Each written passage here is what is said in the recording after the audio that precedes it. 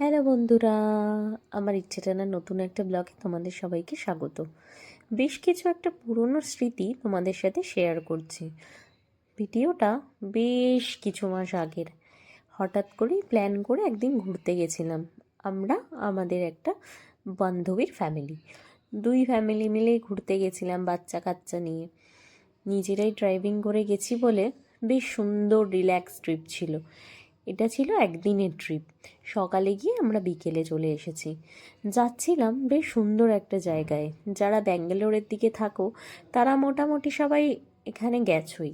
আমরাও এর আগে একবার গেছি, সেই কোভিডের সময় 2020 শেষের দিকে। তখন তো আর কুহু ছিল না। তারপরে এই যাচ্ছি সব বাচ্চা কাচ্চা নিয়ে। আর রাস্তাটা দেখো, যেন ছবি।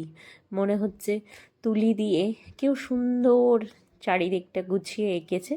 আমরা তার মাঝখান দিয়েই চলে যাচ্ছি সোজা রাস্তা। এত সুন্দর প্রকৃতি, সবুজে ঘেরা, বেশ ভালো লাগে দেখতে। দেখতে দেখতেই আমরা পৌঁছে গেলাম আমাদের গন্তব্যে। আমাদের গন্তব্য ছিল আজকে শিবানা সমুদ্র ওয়াটারফলস। এখানে এবছর বেশ ভিড়। মানে আমি যে বছর এসছিলাম সে বছর কোভিডের জন্য প্রচণ্ড ভিড় ছিল, কারণ লোকজন এত ফার্স্ট্রেটেড ছিল, কেউ কোথাও ঘুরতে যেতে পারছিল না। তাই লোকাল জায়গাগুলোতেই লোকজনের বেশ ভিড় ছিল। তো এবছরও দেখলাম বেশ ভিড়, আর ওই রোদে গরমে কিন্তু মানুষের উৎসাহের অভাব নেই। আমাদেরও যেমনি হঠাৎ করে প্ল্যান করেই চলে যাওয়া, সবারই হয়তো তাই। আর খুব কাছে পিঠে যারা থাকে তাদের কাছে এই জায়গাটা একটা সুন্দর টাইম কাটানোর জায়গা। তো যাই হোক, চলে এসছি। এখানে দেখার বলতে এই যে ঝর্ণা, যা দেখলে মন ভরে যায়। কিন্তু এবারে এসে দেখলাম এখানে অনেক কাজ চলছে, আর চারিদিক রোদ ঝলমলে, কি সুন্দর লাগছে আকাশের এই পেঁজা তুলোর মতো মেঘগুলো। দেখে মনে হচ্ছে গিয়ে যদি ছুতে পারতাম। আমার এই ঝর্ণা দূরে দাঁড়িয়ে দেখতেও ভীষণ মন খারাপ লাগে। জলের কাছে গিয়ে যদি জলটা স্পর্শ করতে না পারি না, মনে খুব খারাপ লাগে।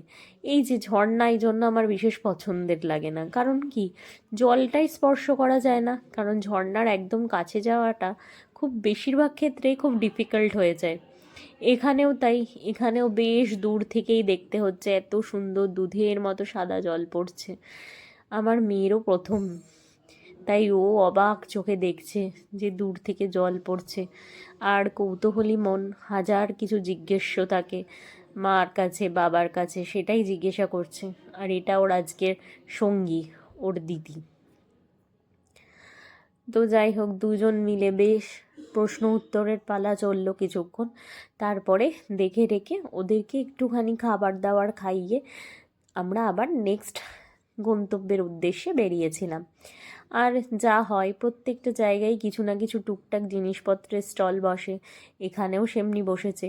এখান থেকে চিকপেটটা একটু কাছে হওয়ায় ওই চিকপেটে আবার তোমাদের বলি যেটা, সেটা হচ্ছে চিকপেটে প্রচুর এই কাঠের খেলনা পাওয়া যায়। তো সেই খেলনা নিয়ে এখানে লোকজন বসেছিল। আর খেলনা বসেছে, সেটা কেনা হবে না সেটা কি আর হয়? কিছু টুকটাক কেনাকাটিও হলো করে আমরাও একটুখানি এই শশা মাখা একটুখানি এইসব খেয়ে দিয়ে পরের গন্তব্যের জন্য রওনা দিলাম। আমি এখানে একটু টুকটাক কেনাকাটি করছিলাম। তো যাই হোক, পরের ব্লগটা অবশ্যই দেখো, নেক্সট আমরা কোথায় যাচ্ছি। আজকের মতো এখানেই শেষ করলাম। পরের আরেকটা ব্লগে তোমাদের সাথে দেখা হচ্ছে। টাটা।